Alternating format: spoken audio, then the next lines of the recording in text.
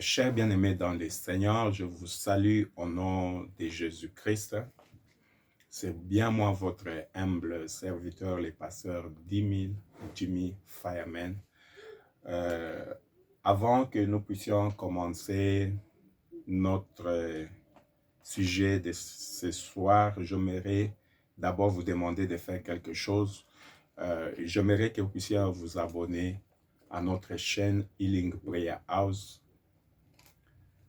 afin que nous soyons aussi à mesure de faire des lives, puisque pour le moment, nous ne pouvons pas faire des lives. Nous n'avons pas encore atteint 1000 abonnés. Alors, j'aimerais que vous puissiez vous abonner à notre chaîne pour nous permettre aussi de faire des lives. Nous aimerions faire des prières, prier pour les malades, prier pour les boités, prier pour les gens qui ont besoin de mettre au monde. Dieu nous a fait grâce, nous aimerions que les dons qu'il nous a donnés, nous puissions exercer cela pour aider aussi les autres et ceux-là qui sont dans les besoins. Alors, vous êtes parmi ces gens qui peuvent nous aider à atteindre les autres si vous pouvez vous abonner pendant ces moments pour la gloire du Seigneur. Alors, raison pour laquelle je vous demande, vous tous qui me suivez pendant ces moments, de vous abonner à notre chaîne et surtout de cliquer la cloche de notification pour que vous soyez aussi notifiés chaque fois que nous serons en live ou que nous allons mettre quelque chose pour la gloire du Seigneur. Faites cela au nom de Jésus-Christ avant que nous puissions commencer. Vous pouvez vous abonner sur YouTube, Healing Prayer House. Vous pouvez aussi chercher notre page Facebook, Healing Prayer House. Vous abonner aussi là-bas pour la gloire du Seigneur. Merci beaucoup pour ce que vous venez de faire. Merci beaucoup pour votre abonnement. Je crois que nous allons atteindre les 1000 et dépasser les 1000. Gloire au Seigneur. Pendant ce moment, j'aimerais que nous puissions partager quelque chose dans la parole de Dieu. Mais avant que nous puissions commencer, j'aimerais d'abord faire une prière. Prions au nom de Jésus. Seigneur Dieu de gloire, en ce moment-ci, je recommande ce moment entre tes mains. J'aimerais que toi seul, tu puisses apparaître en ce moment que moi je puisse disparaître. J'aimerais être comme de l'argile dans la main d'un potier, que je sois un instrument que tu vas utiliser en ce moment-ci pour bénir mon frère, ma soeur, pour donner la solution à mon frère, à ma soeur. Seigneur, manifeste-toi en ce moment-ci. Laisse que le Saint-Esprit puisse agir afin que cette parole, afin que ce qui sera dit en ce moment soit, oui, Père de gloire, la réponse, Seigneur, à la situation de mon frère, à la situation de ma soeur. Que ce soit toi seul qui est descendu, qui parle au cœur de mon frère, au cœur de ma soeur. Merci, Seigneur, pour ce moment que tu nous donnes, que le Saint-Esprit puisse agir. C'est pour ta gloire que nous le faisons, raison pour laquelle nous t'appelons, raison pour laquelle nous disons, sois présent, parce que de nous-mêmes, nous ne pouvons rien faire. Au nom de Jésus-Christ de Nazareth, nous avons prié ainsi. Nous disons Amen. Gloire au Seigneur.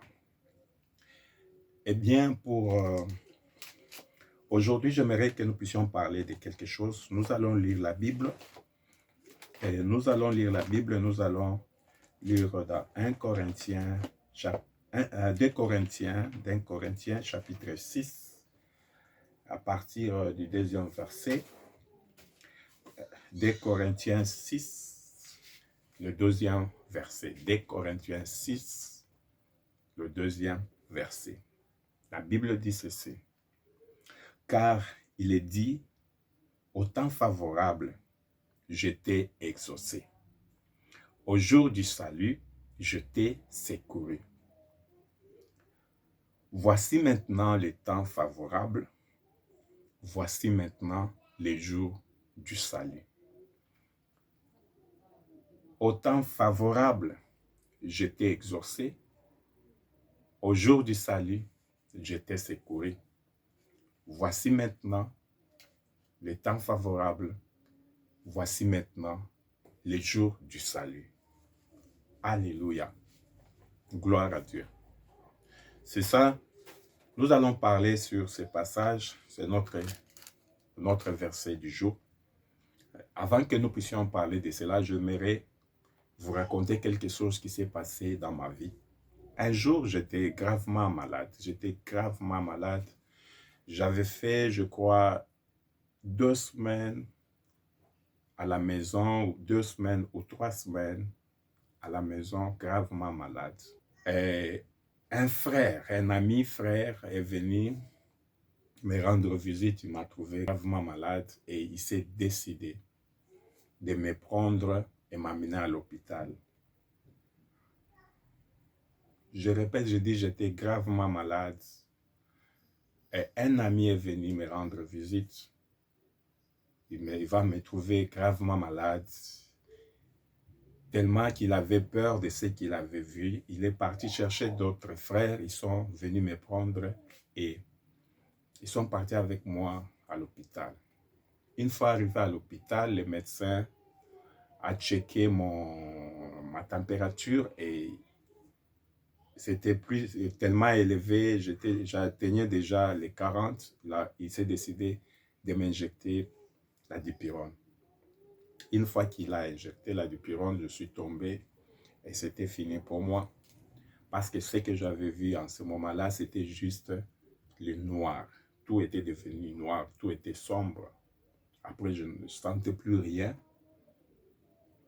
Après un moment, je me suis retrouvé quelque part. Je me suis retrouvé quelque part et là, c'était vraiment beau. C'était beau. C'était beau. Je n'avais plus ce corps. Quand je regardais ma peau, je n'avais plus cette peau. Ma peau était comme, vous voyez les tubes. Quand on allume le tube là, ma peau était comme ces tubes-là.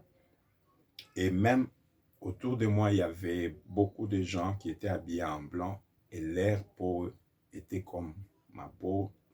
On s'est ressemblés, on était habillés de la même façon et on chantait, on louait le Seigneur. C'était vraiment très bien. C'était bien.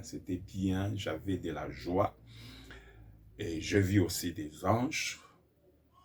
C'est par après, quand je vis tout cela, que je me suis rendu compte que j'étais au ciel.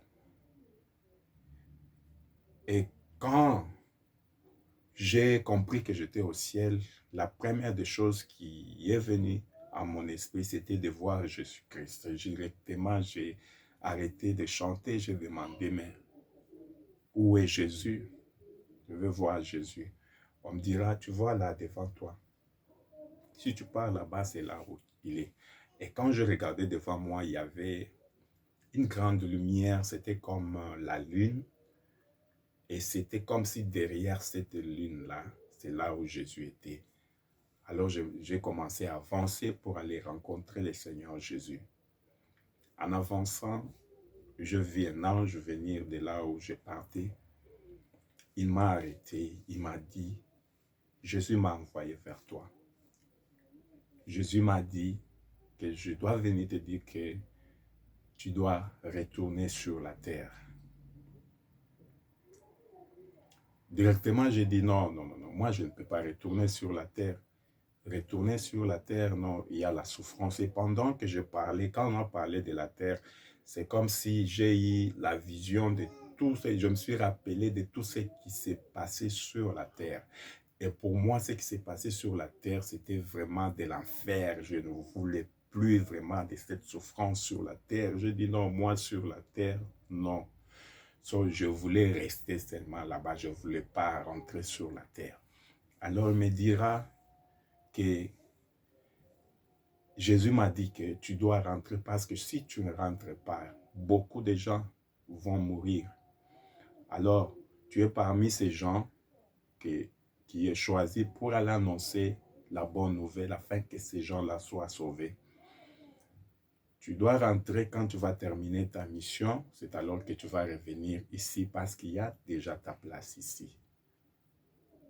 Directement quand il a dit ça, j'ai senti que je n'avais plus de la force. Je n'avais plus Je n'avais pas le pouvoir de dire non à ce qu'il venait de dire.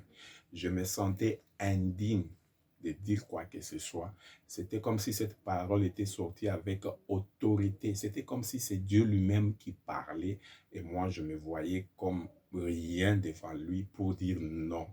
Alors directement, je me suis décidé de me retourner pour rentrer sur la terre. Et quand je me suis retourné, je vis encore.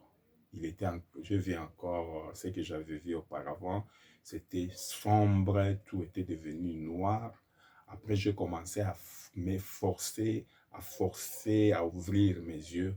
Je me forçais, je voulais ouvrir mes yeux. Et quand j'ai ouvert mes yeux, directement, je me suis retrouvé, j'étais déjà sur un lit d'hôpital. On m'avait déjà perfusé, on m'avait déjà mis du sang. Et je vis quelques frères de l'église qui étaient là, en train de prier. Quand j'ai vu ces frères et sœurs en train de prier, pour moi, ce n'était pas de la joie. J'ai eu mal parce que je ne voulais pas rentrer.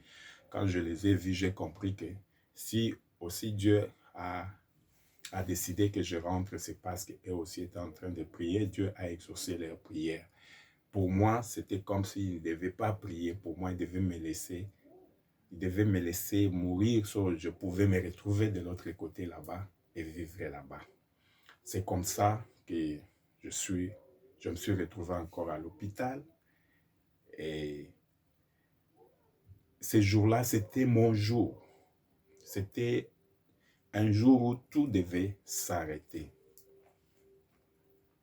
Heureusement, je ne sais pas dire heureusement parce que je suis rentré encore dans ce monde où on doit faire des choix. Si c'était fini en ce moment-là, je devais me retrouver là où j'étais et je devais avoir cette vie éternelle. Mais le fait que je suis rentré, c'était comme si je suis encore rentré dans le même processus pour chercher encore à faire des choix entre l'enfer et le ciel. C'est ce que je vais parler aujourd'hui. Chaque jour de notre vie, nous devons faire des choix. Et chaque jour de notre vie, c'est un jour que Dieu nous a donné pour nous sauver, pour nous exaucer. Raison pour laquelle la parole que nous venons de lire dans 2 Corinthiens chapitre 6, verset 2, il dit que voici les jours favorables, voici les jours du salut. C'est aujourd'hui, c'est maintenant. La Bible dit ceci. Au temps favorable, j'étais exaucé et au jour du salut, j'étais secouru. C'est aujourd'hui le temps favorable, c'est aujourd'hui le jour du salut. Il ne faut pas attendre un autre jour pour prendre la décision parce que les jours que Dieu te donne, c'est aujourd'hui. Le temps que Dieu te donne, c'est maintenant. En parlant de ce qui s'est passé dans ma vie, j'aimerais te dire ceci. Chaque jour, pendant que tu es en train de marcher, tu ne sais pas ce qui t'attend devant toi. Tu ne sais pas ce qui peut arriver après 1 minute. Tu ne sais pas ce qui peut arriver après 2 jours. Tu ne sais pas ce qui peut arriver après 1 heure du temps. Et si tu n'as pas encore pris une bonne décision, pendant que ce temps arrive, tu n'auras plus de temps pour prendre la décision. Quand ça arrive, c'est fini pour toi. Imaginez-vous, ça faisait des jours, ça faisait 2 semaines que j'étais malade. Pendant ce temps-là que j'étais malade, peut-être c'est le moment que Dieu me donnait pour que je puisse prendre la décision. Si je n'avais pas pris cette décision, quand on est venu me prendre pour m'amener à l'hôpital, pour moi, j'avais même de la joie, je me disais, ok, maintenant à l'hôpital, là, j'aurai la solution. Mais c'est à l'hôpital où je suis tombé. C'est à l'hôpital où tout a changé. Amen, amen. Tu ne pourras savoir à quel moment la mort va toquer à la porte de ta vie. Tu ne peux pas le savoir. Tu ne peux pas. Ça peut être pendant même ces moments que je suis en train de parler. Ça peut être demain. Ça peut être après 1 heure. Moi-même qui vous parle ici, il y a 2 jours, je fais l'accident avec la voiture. Je pouvais mourir dans cet accident. Alors si je vis encore, c'est parce que Dieu me donne encore, me fait grâce, me donne encore ce temps. Mais nous devons prendre ce temps-là avec considération parce que Dieu nous donne ce temps pour que nous puissions nous préparer à une vie meilleure qui est la vie éternelle. Mais ce que nous constatons est que beaucoup de gens prennent cela à la légère pendant qu'on leur donne le temps de se préparer pour une bonne vie, une éternelle, la vie éternelle. Et c'est le moment où ils se donnent à l'ambiance. C'est le moment où ils se donnent à faire de mauvaises choses. Mon frère, je t'informe que le ciel est réel. Si le ciel est réel, l'enfer aussi est réel. Je vais te dire ceci, que dans notre vie, nous avons 2 choix. Soit c'est le ciel, soit c'est l'enfer. Et je te dis qu'il y a le ciel à hériter, mais il y a l'enfer à éviter. Comment hériter le ciel et comment éviter l'enfer? Nous devons prendre la décision de recevoir Jésus-Christ dans notre vie comme notre Seigneur et Sauveur. C'est le seul qui est mort à la croix de Golgotha. La Bible dit, Jean 3, 16, que Dieu a tant aimé le monde, il a donné son Fils unique Jésus-Christ afin que quiconque croit en lui ne périsse point, mais qu'il ait la vie éternelle. C'est le seul chemin que Dieu nous a donné afin que nous puissions hériter du royaume des cieux. Il n'y a pas d'autre chemin. Il n'y a pas d'autre solution. Si tu ne te décides pas de recevoir Jésus-Christ dans ta vie, sache que tu es déjà un homme mort. Tu es destiné à l'enfer. Tu es destiné à la destruction. Le seul moyen pour échapper à l'enfer, c'est recevoir Jésus-Christ dans ta vie.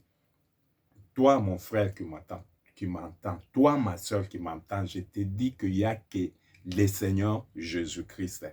Et je te dis que les moments favorables, les temps favorables, c'est aujourd'hui. Les jours du salut, les jours où Dieu veut te secourir, ce n'est pas demain, ce n'est pas après ta mort, c'est aujourd'hui.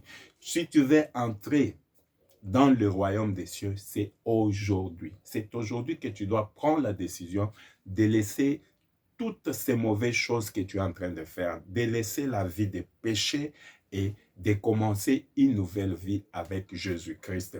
Car il n'y a que lui qui peut donner la vie et la vie éternelle, la vie en abondance. Je crois que tu es en train de m'écouter pendant ce moment. Je vais te dire ce que tu dois faire. Ce que tu dois faire, c'est le recevoir dans ta vie. C'est le recevoir dans ta vie comme ton Seigneur et ton Sauveur afin que ta vie change. Si tu ne changes pas ta vie, tu es destiné à la mort. Tu es destiné à la mort éternelle. Cela veut dire que tu es destiné à être brûlé en enfer.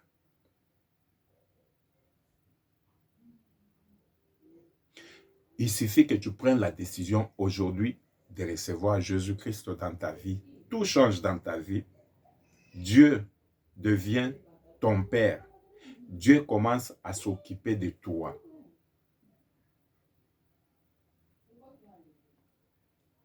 Amen, amen.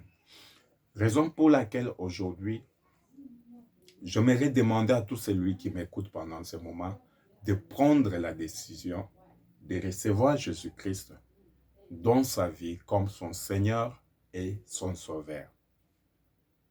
Je ne sais pas, tu m'écoutes en ce moment, peut-être tu es dans ta chambre, peut-être tu es dans la voiture, je ne sais pas là où tu es, mais néanmoins je sais que tu m'écoutes bien. Il n'y a pas d'autre solution. Et il n'y a pas de temps. Le verset dit, voici les temps.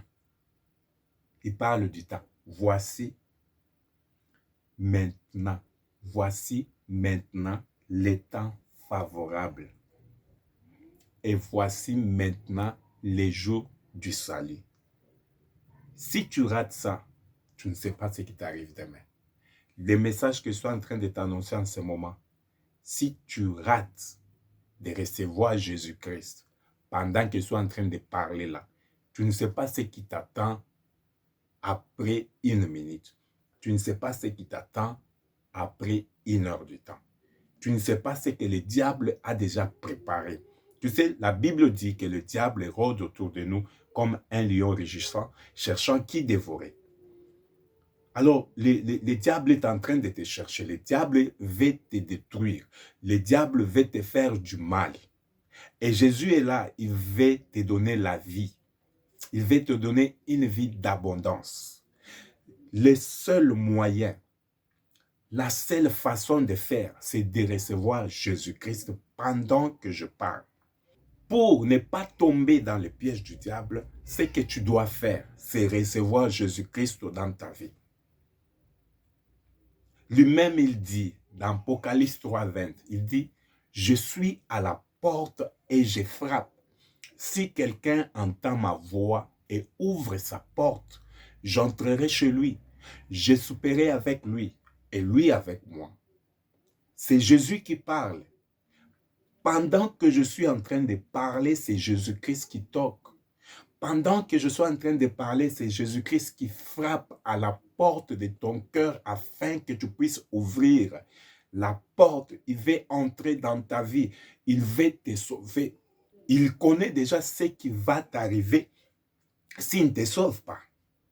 Il voit déjà le mal que l'ennemi a déjà préparé pour toi. C'est pourquoi il frappe, il frappe, il frappe, il frappe, il continue à frapper. La parole que je suis en train de t'annoncer, c'est Jésus-Christ qui frappe. C'est Jésus qui frappe, c'est Jésus qui frappe, c'est Jésus qui frappe. Il veut que tu ouvres la porte. Il dit, ouvre la porte, je vais te sauver. Ouvre la porte, il y a le feu à éviter. Ouvre la porte, il y a l'enfer à éviter. Ouvre la porte, il y a la mort éternelle à éviter. Ouvre la porte, j'ai de bonnes choses que je vais te donner. Est-ce que tu peux ouvrir la porte? Est-ce que tu peux ouvrir la porte? Est-ce que tu peux ouvrir la porte? Ça fait longtemps que tu pars à l'église. Ça fait longtemps qu'on t'appelle chrétien. Ça fait longtemps qu'on t'appelle chrétienne. Ça fait longtemps qu'on t'appelle serviteur de Dieu. Mais ta façon de vivre, tu ne peux pas changer cette façon de vivre. Jésus est en train de frapper à ta porte. Il veut que tu changes ta vie. Il veut que tu changes ta vie. C'est vrai que tu pars à l'église, mais ton caractère, ton comportement, tu n'as pas encore changé. Est-ce que tu peux changer cela pour éviter l'enfer? Est-ce que tu peux changer cela afin que tu puisses entrer au ciel? Jésus est en train de frapper. Il frappe, il frappe, il frappe.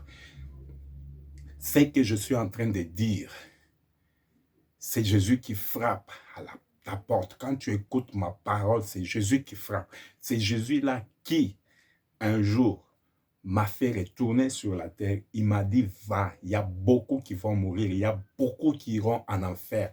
Je t'envoie afin que tu puisses les sauver. Cette parole que j'annonce, c'est cette parole de Jésus qui doit te sauver. Moi, je ne suis qu'un serviteur, moi, je ne suis rien. Je ne peux même pas me sauver moi-même parce que je suis sauvé par Jésus-Christ. Alors, je ne suis qu'une bouche qui parle de la part de Dieu. J'aimerais que tu sois aussi sauvé. Je ne suis qu'en train de faire ce que le Maître m'a demandé de faire. C'est de t'annoncer cette parole qui te donne la bénédiction, qui te donne la vie éternelle, la vie en abondance. Cette parole t'évite l'enfer. Cette parole t'évite la souffrance. Cette parole t'évite une vie loin de Dieu, une vie sans vie. Est-ce que tu peux recevoir cette parole aujourd'hui? J'aimerais, pendant que je suis en train de parler, que toi qui m'écoutes, que tu puisses te mettre à genoux et dire à Jésus, Jésus, me voici, je me répands, je reconnais que je suis un pécheur, j'aimerais que tu sois mon maître, j'aimerais que tu sois mon Seigneur, j'aimerais que tu sois mon sauveur. Est-ce que tu peux te mettre à prier en ce moment, demander à Jésus d'entrer dans ta vie? Est-ce que tu peux en ce moment-ci faire Alléluia, c'est que je suis en train de te demander. Jésus est en train de frapper. Est-ce que tu peux recevoir Jésus-Christ? Est-ce que tu peux mettre dans les commentaires et dire, j'ai reçu le Seigneur Jésus. J'ai pris la décision de recevoir Jésus dans ma vie comme mon Seigneur et mon Sauveur. Est-ce que tu peux mettre quelque chose pour notifier publiquement que tu viens de le recevoir comme le Seigneur et le Sauveur de ta vie en ce moment? Je te prie en ce moment, je te prie en ce moment, prends ton courage. Même si vous êtes à 3, vous êtes à 4, tu es dans une foule. Le salut est personnel. Le salut est personnel. Le salut est personnel. N'aie pas honte. Va à genoux. Va à genoux. Parle à Jésus. Dis à Jésus, j'ai décidé de te recevoir aujourd'hui comme mon Seigneur et mon Sauveur. Viens entrer dans ma vie. Viens entrer dans ma vie. J'abandonne ma vie entre tes mains. Prends la décision. Prends la décision en ce moment. Jésus est en train de frapper. Il y a le ciel à hériter. Il y a aussi l'enfer à éviter. Quel est ton choix en ce moment? C'est aujourd'hui les jours, c'est aujourd'hui les temps, c'est aujourd'hui les temps favorables, c'est aujourd'hui les jours du salut.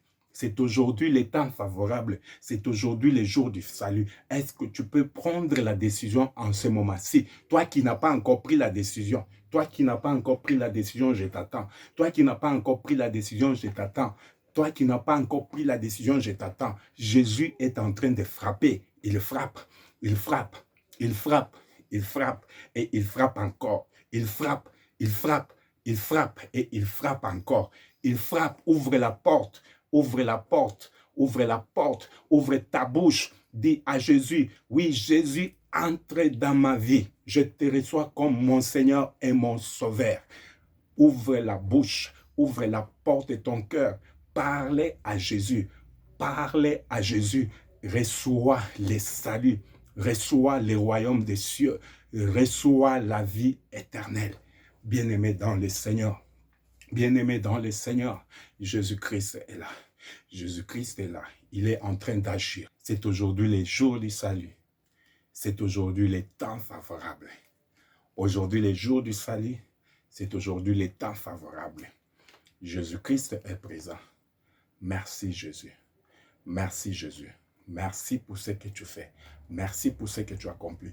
Merci pour mon frère qui a pris la décision. Merci pour ma soeur qui a pris la décision. Merci, merci, merci. Et pendant ce moment-ci, j'aimerais dire quelque chose à la personne qui est malade en ce moment, à quelqu'un qui est dans la souffrance en ce moment. Pendant ce moment, tu as des douleurs. Alléluia. Tu as des douleurs. Tu as mal. Ou peut-être en ce moment, tu ne peux même pas te tenir debout, tu ne peux pas marcher. Jésus est puissant. Alléluia. Pendant que je vais dire au nom de Jésus,